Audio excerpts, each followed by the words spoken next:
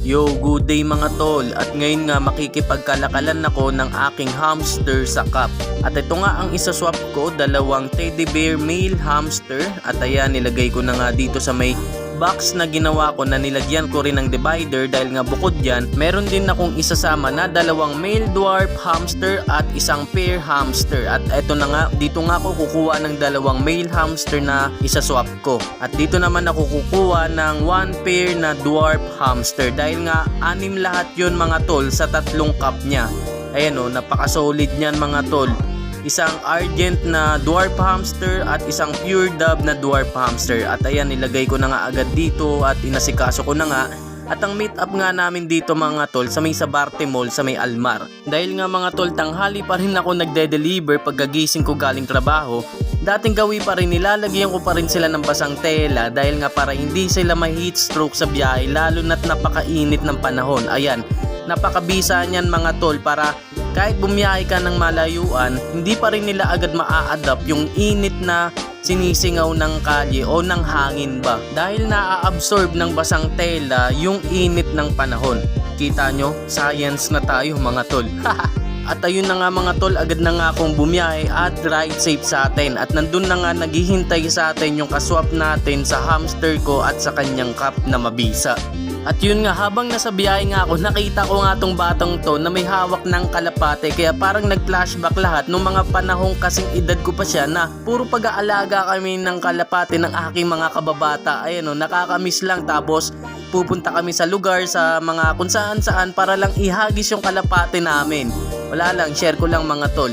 At ayun, nandito na nga ako sa may Jollibee at ang tapat niyan syempre Burger King. At ang labas ko na nga agad neto dito na sa may Pahilcrest na sa may tapat ng police station. At ayun, traffic nga mga tol, pero syempre dahil nga nakabike lang tayo kaya no problem yan. Walang traffic sa atin dahil nga sa gedli lang ako dumadaan. Kaya mabilis lang ang aking biyahe kahit saan man ako magpunta. At ayun na nga mga tol, patawid na nga ako niyan sa may Sabarte Mall kaya tamang kabit muna ako dito sa jeep. At nakatawid na nga ako mga tol at dito na nga ako dumaan para iwas na ako traffic sa kabilang kalye. Dahil nga dito naman ang meet up ko sa may kabilang side sa may Sabarte Mall. At ayun, nandito na nga ako mga tol at nagkaabutan na nga kami ng aking hamster at ng tatlo niyang cup.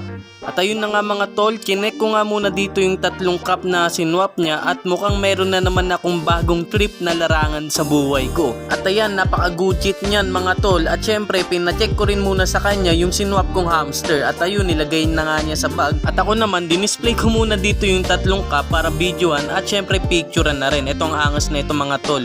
Close cup yan, bagong trip na naman to. At ayun, maraming salamat nga pala sa iyo tol, mag-iingat ka palagi at happy keeping sa bagong larangan mo ng pag-hamster. At kung maaalala nyo mga tol, kung napanood nyo yung video ko na nag-deliver ako sa may bagong silang Holiday Island Mall, siya nga yung umorder sa akin at yung dineliveran ko doon. At yun na nga mga tol, pauwi na nga ako at dumaan nga muna pala ako dito sa dati kong pinag-aaralan sa may Bagumbong High School para pumutrip dito sa dati kong kinakainan ng street foods. Dahil nga mabisa ang mga food trip nila dito mga tol, kompleto sila kahit hindi naman ganun ka-kompleto. Diba ang gulo? At ito, order nga ako ng Penoy na lagi kong binibili dito dahil nga wala silang balot. Eat well sa atin mga tol. Whoop whoop! At syempre, pagtapos ko nga pumutrip, rumekta umuwi na nga ako para ma-check ko na agad at mailatag ko na agad yung mga cup ko. Mukhang meron na naman akong bagong trip talaga na larangan. Mukhang napupusuan ko na to. Mukhang meron na naman akong pintuan na bagong papasukin. At ito na nga, agad ko na nga nilatag dito. Ito nga pala yung normal cup na unang sinwap sa akin na taga Novaliches.